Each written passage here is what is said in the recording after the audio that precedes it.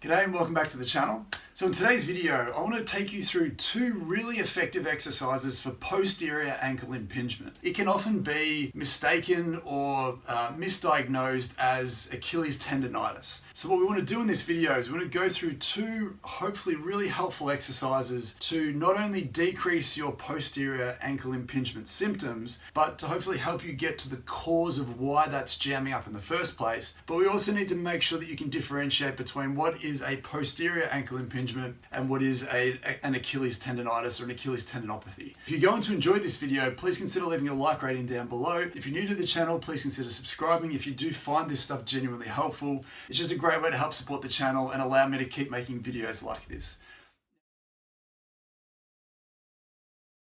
So the first thing we need to do before we even get to these two helpful exercises is we just need to double check that your pain and symptoms are related to a posterior ankle impingement and not something like an Achilles tendonitis or tendinopathy. Now, a great way to begin this assessment basically is to just feel through the tendon. We're looking for things that feel tender.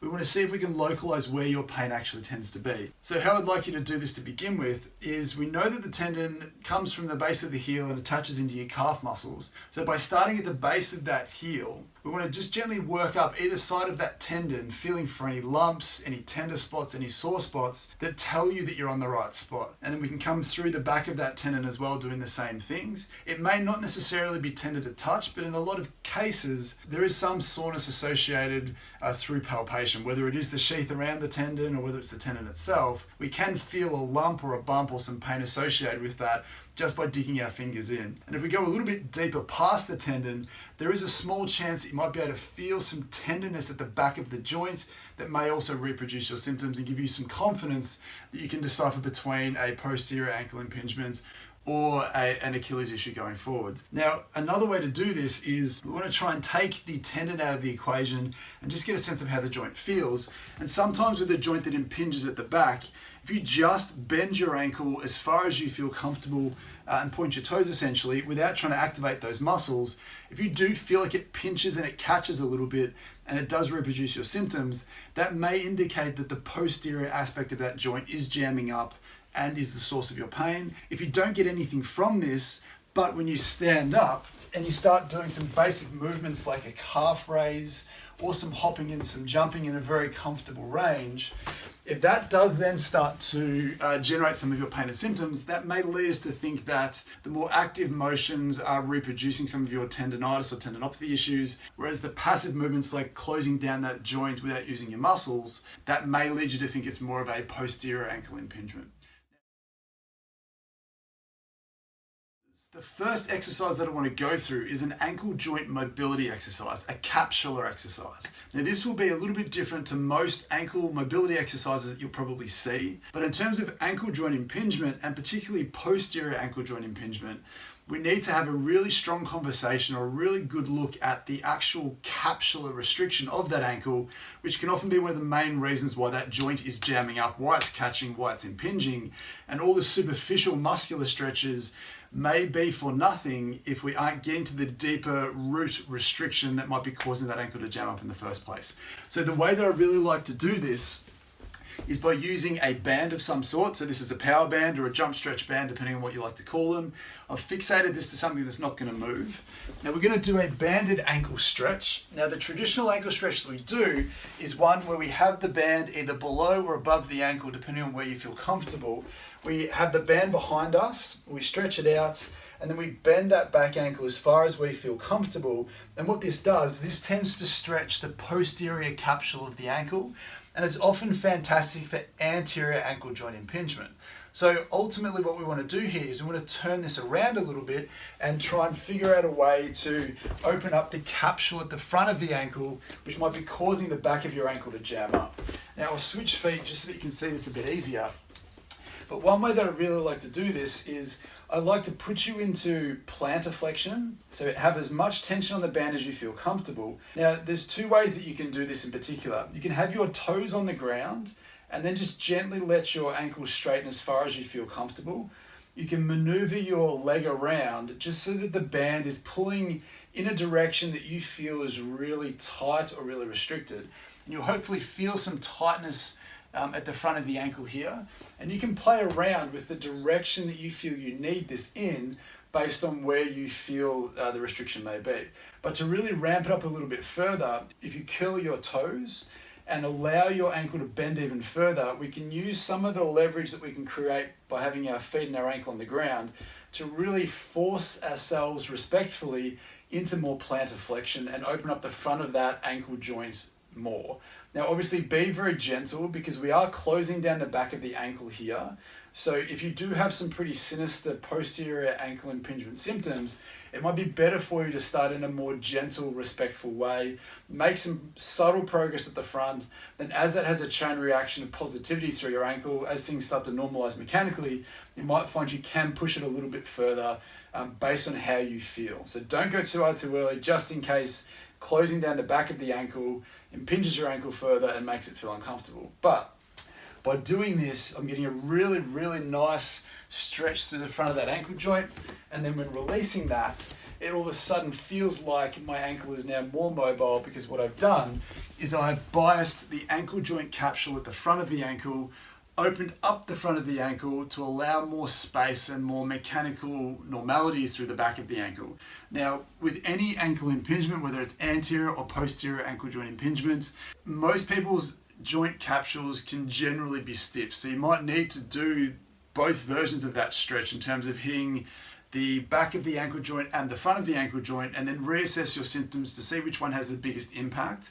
But I find clinically that the last one that we did, where you come up onto your toes and are pulling through the front of that joint, can really help feed a lot of mechanical slack around the back of that joint and stop it from impinging and causing some pain.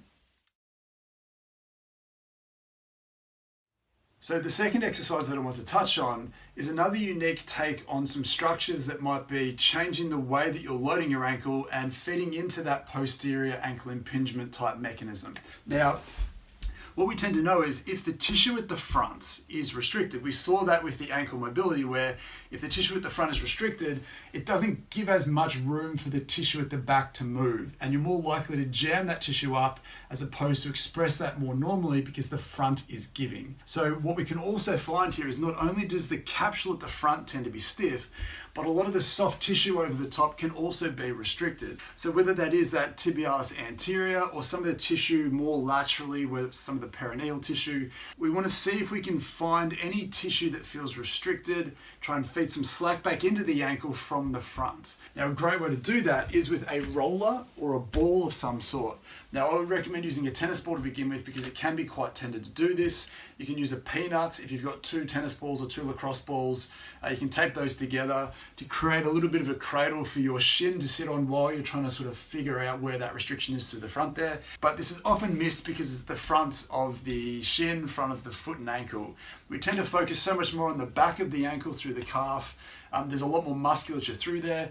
And for some reason, we neglect the tissue at the front a little bit more. So if you have a posteriorly impinging ankle, we really want to put a lot of time into figuring out where you're restricted through the front here to feed some slack back into the back of that ankle to help restore some normality to that tissue. A great way to do this, again, we can show you this with the roller, is as advertised. We basically just want to place the roller on the front of your shin, maybe a little bit to the side depending on where you feel you need to be. You can have your other leg out if you want to really manage how much tension you put through there. And all I want to get you to do is just move the roller up and down, looking for something that feels restricted. So you might, as I said, need to come a little bit more towards the side of the ankle, not directly on the side, but more sort of on a 45-degree angle there. Go looking for something that feels restricted, and then move down a little bit on the roller, being mindful that you're not putting all your pressure through your shin bone. Try and find where things feel tight and restricted. And then what I want you to do here, and I'll do this just so you can see, is once you've found a spot that feels a little bit tight, I want to get you to then pump your foot. So we're putting some pressure through the tissue, and then what I want you to do is, while that tension is on the tissue, then gently bend and straighten out your ankle to shear that tissue free. So we might be, de-adhering some stuck sliding surfaces. We're just encouraging more motion at the joint. It's always hard to know whether the muscle tissue is giving a little bit or the fascia is giving or whatever it might be, or whether it's just a neural relaxation that's happening here. But we know that by putting some gentle pressure on a tight spot and incorporating movement through that tissue, it really helps restore a lot more normality to that motion in a very short amount of time.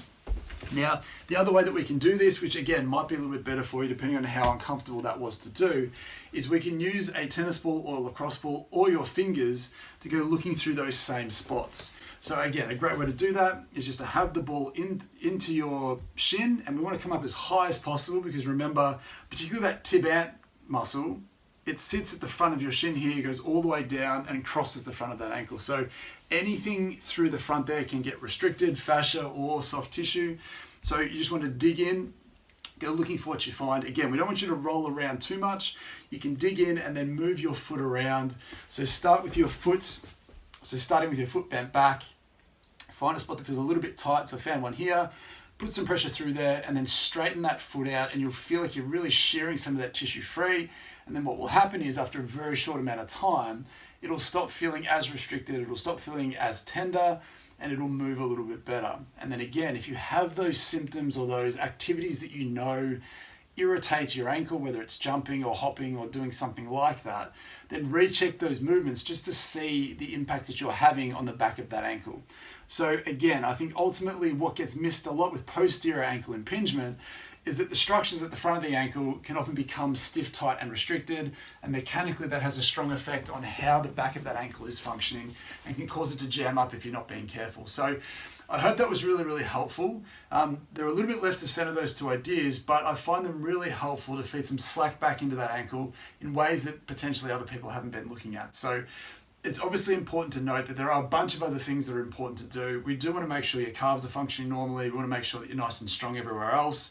Flexibility, strength, and good loading is the same for any issues. So obviously those two exercises on their own need to be done in conjunction with a very well-tailored exercise program. But those two exercises specifically I find very helpful for most people with posterior ankle impingement. So subscribe to the channel, but we'll see you in the next one.